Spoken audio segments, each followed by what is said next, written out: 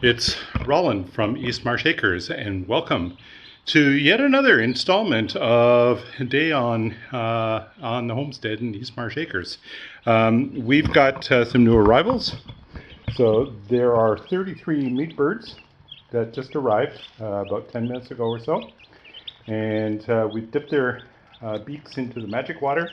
It's a mixture of apple cider vinegar and water. I don't know if there's anything else in there, but just get them started. Garlic. And garlic? Okay, garlic. And they look pretty healthy. They're moving around, making lots of noise. They found where the water is. We dip their beaks to begin with, and so get started. Albie is very interested, but the interest has worn off. He's seen these before. And the other task that we have for this afternoon is to move the other chickens to a brand new paddock. So we'll set that up, show you what that's like, and move them over, hopefully with very little drama. But with chickens, you never know. They got out last week, and I spent some time corralling the 4 of them. Only 4 got out, and had to spend some time to make sure that they went back into the paddock that we had set up. They've been in there for 2.5 weeks now. They're about ready. Because we had very little rain, it's been very dry. There's no fresh vegetation really, and as a consequence, the paddock needs a new change, even though the one that we're in was quite large, and we're moving to a smaller one at this point. So we'll bring you along and let you see what the process is, and probably give you a little bit of a sneak peek at what's going on within the garden, where things are starting to ripen up and all that kind of stuff. So talk to you soon. Okay, here's the present paddock. So you can see that there's not a lot of really green vegetation. There's some fairly long grasses that were here prior to the birds being in here. And there's goldenrod, a bunch of goldenrod. And not much else. Everything else is pretty dry and decimated. So they do a fair amount of scratching in the actual soil itself. One of the things that we have found is that earlier in the summer we had lots of difficulties with the... Oh goodness! What? Out again. As soon as one gets out, the rest of them come to its aid. Okay, let's go back to where I was going to go. So there's the chicken that escaped.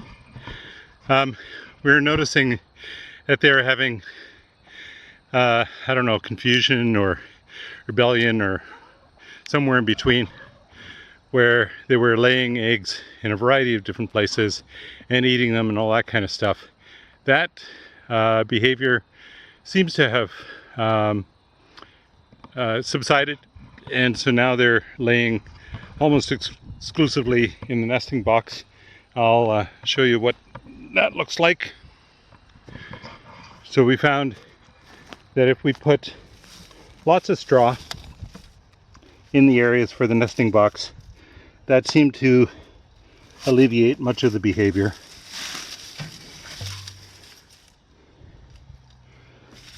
There's a fake egg that we put in. There's nothing at the back. And nothing at the back except the fake egg. These are just light ceramics. And the chickens tend to ignore them, or throw them out, or somewhere in between. Little creatures.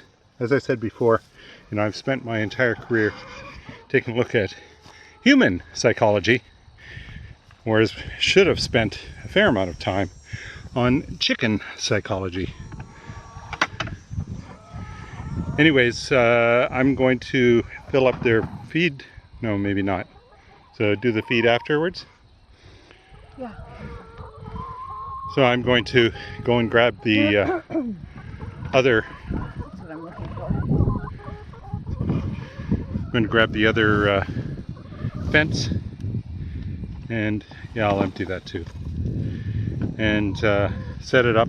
So we're going to set the other fence up here next to this particular one,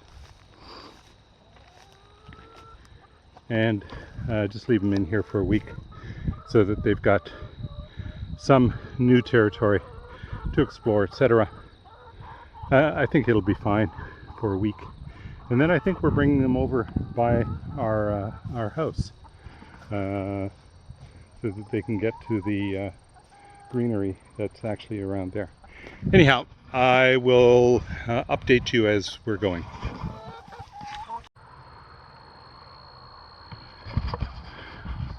Okay, the first step in establishing a new paddock is to actually put out the perimeter. So we use a smaller fence for the in-between, so the 1 week kind of stay luxury hotel accommodations. So it's only got 7 sections, so we have to be very tight in terms of how we actually set it up.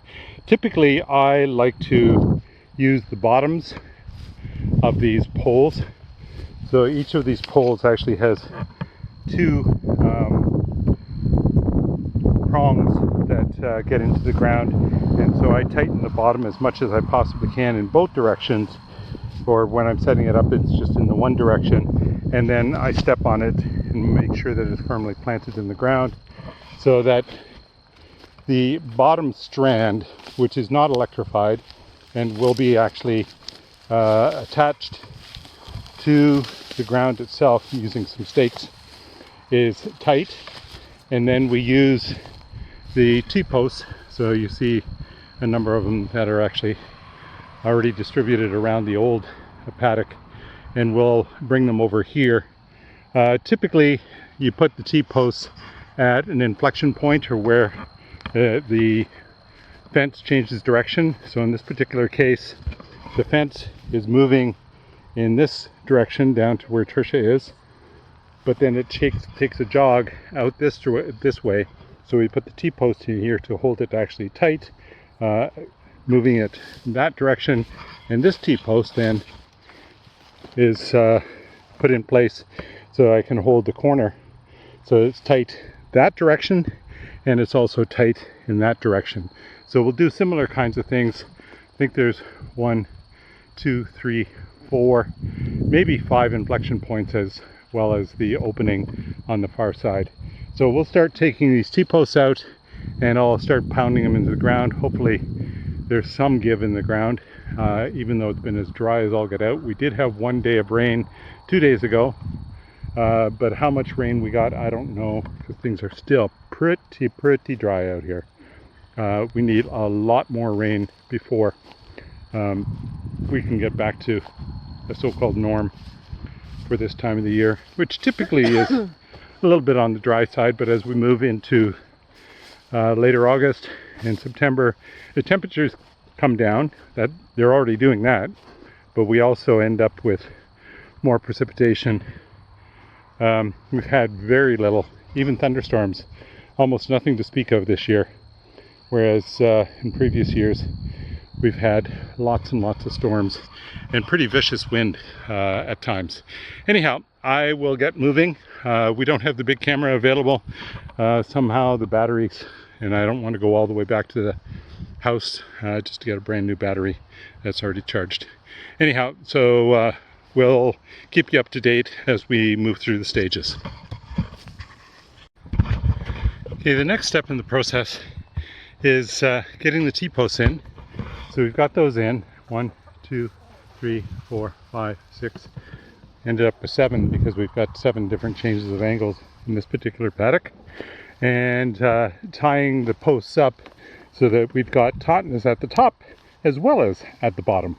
And then we'll need to stake the bottom yet so that any critters can't get underneath, because the bottom rung is not electrified.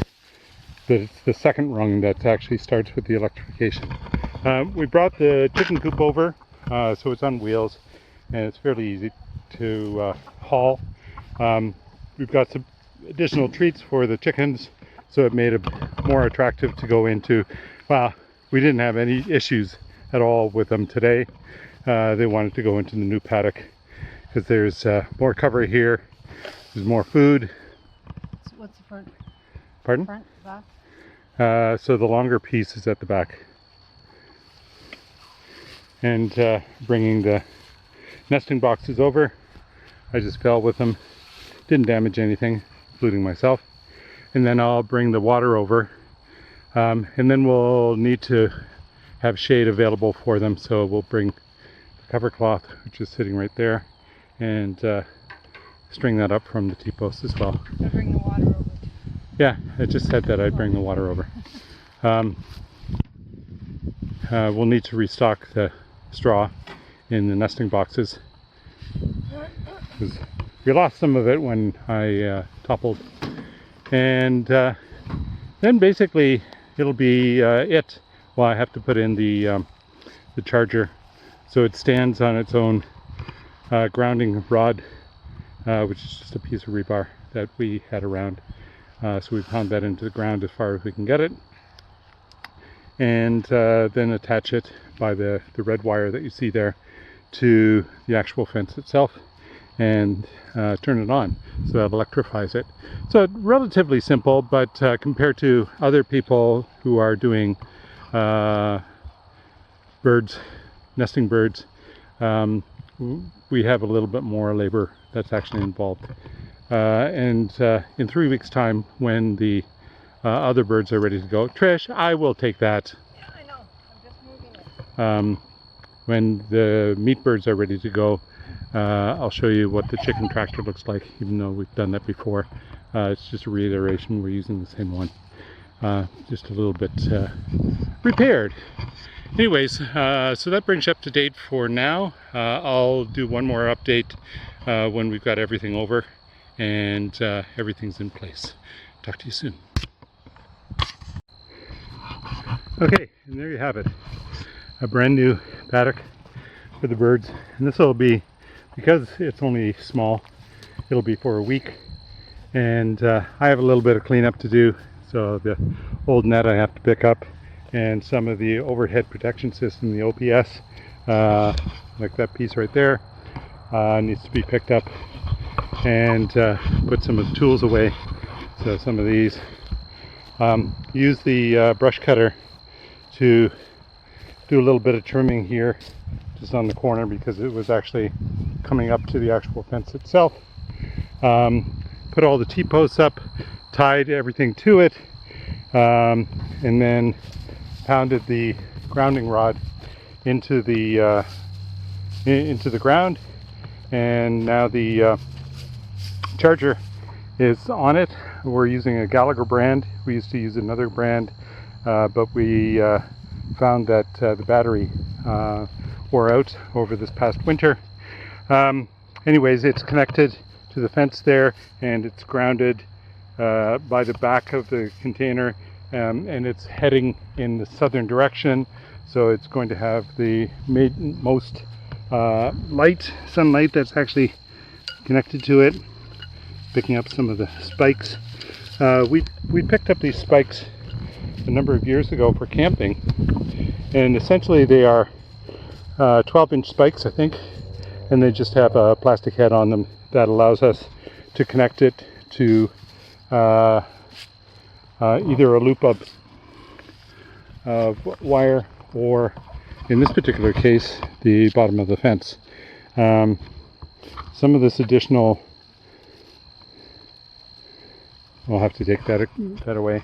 There's my pounder that allows me to pound the T-posts into the ground.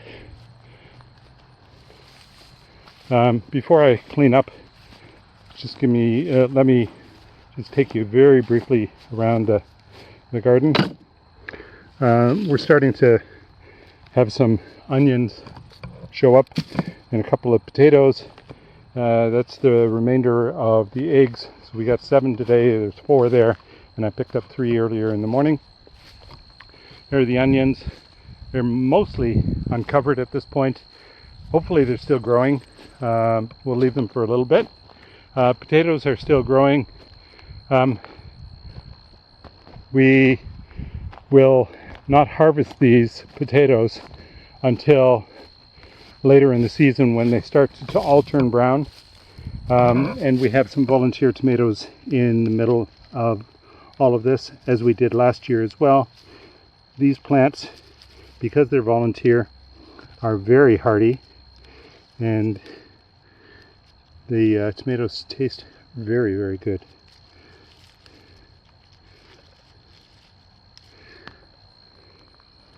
But otherwise they're kind of a pain because they're in the middle of another crop.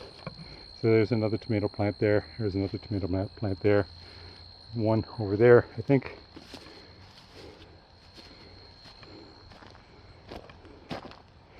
Put these in a container so I can bring them back to the house, put them in the fridge.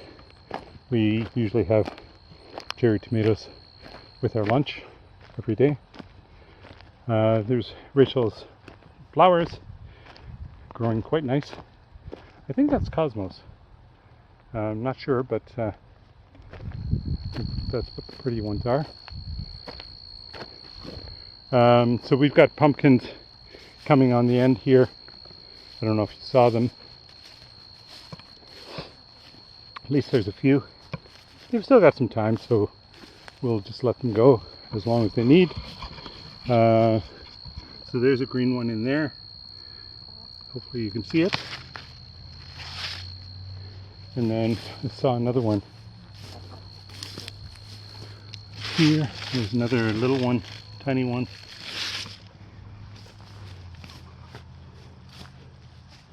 And then there are some squash in various places. There's one there, it's yellow at this point. Hopefully you can see it. It's still in the light there. There's another one right there. And there's a variety of others up there. So they're coming. Not a huge success for squash this year. Not like last year where we had an overabundance. Well, not an overabundance, but we certainly had our fair share of squash.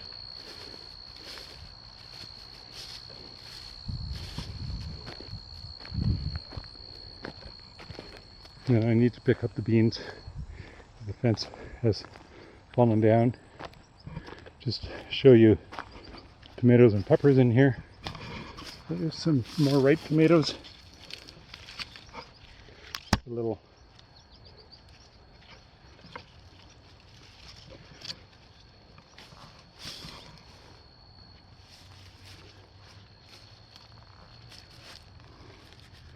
cherry tomatoes.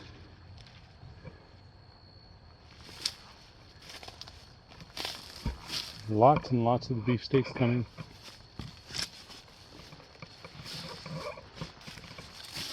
Pepper plants, and there's some pepper plants that are thriving.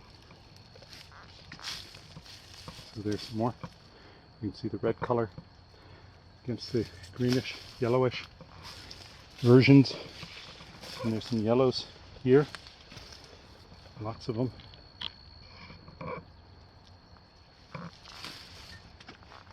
And then some more eggplant are coming. At least I saw flowers when I was in here the other day. Yeah, there are flowers there. More yellows. They turn red. Oh, there's an eggplant there. Purple.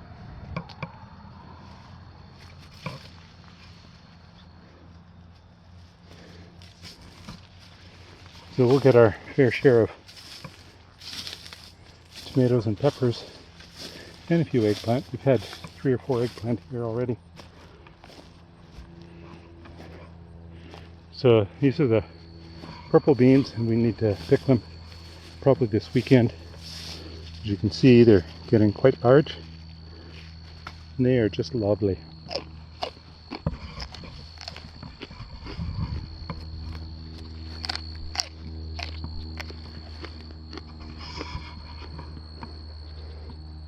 The yellowish beans in the next row are brown beans, and in the row after that are lima beans. I have to get in here and cut this grass again. Then we need to put landscape fabric down.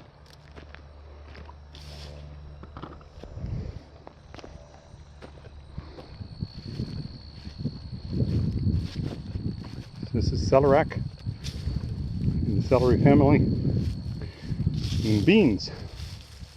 And over here we have, you can see the frilly plants. Those are asparagus. And then we have our boerenkool, kale, and then some white cabbage, I think is broccoli down at the end. And then way up in the air, where we've got space for, a big armchair space, room for one or two to curl up in. Anybody who's familiar with CBC's Friendly Giant will get the reference. I know I'm speaking to an older segment of the population. Anyhow, so that's a quick overview of the garden. We've had a tough year with the berries. So here's the raspberry patch, and you'll see that while they're still growing, we've got some young plants that are starting to come up, etc. The fruit-bearing parts of the plant are basically dead, I think because of lack of water. We don't have a way of watering these yet. We'll get there. There's a plum tree in the back. We had one plum off of it. Oh, I see another one. It's not ready to go yet, so we'll leave that for the time being. And there's another plum tree there.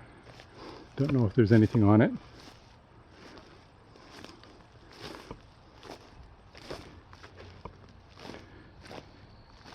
We had a good blackberry currant, or blackcurrant harvest, so that's this plant and the one in the back. Our oak tree is starting to rise above everything else, except for the maple tree in the far background.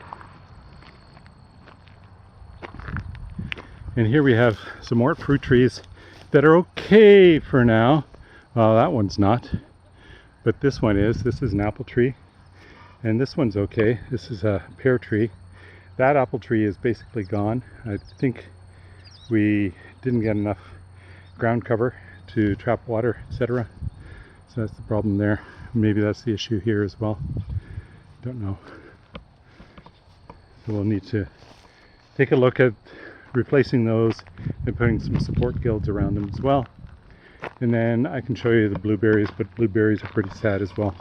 We're in the same stage. And even our peaches, we lost a peach tree this year as well. It almost looks, close up the shed, it almost looks as if the peach tree, the little one, was eaten from underneath by some kind of animal, a vole or a mole or something. Anyways, I'm going to cut this off at this point because I'm just going to clean up and then go back to the house and relax. I'll see what I can do to edit this as soon as possible and get it posted. If you haven't subscribed, please do that at this point in time. Would love to have you along for the ride, and if you want to give us comments, please do. Comments are welcome, and we'll respond to each and every one of them. Talk to you soon. Bye. So here's an addendum to today's blog post. Some people might ask, so why do you move the chickens around? Obviously there are lots of people who have set chicken coops and they're not portable, and the chickens are day in, day out, all the way through the year in the same place. Well, I would like you to listen to chickens saying thank you. Do you hear it? A quiet chicken is a contented chicken. They make little sounds. I don't know if they're going to make them right now. Every once in a while it goes there. You heard it.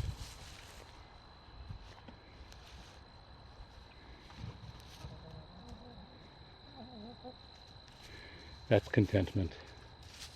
That's why we do it. To hear the chicken thank you.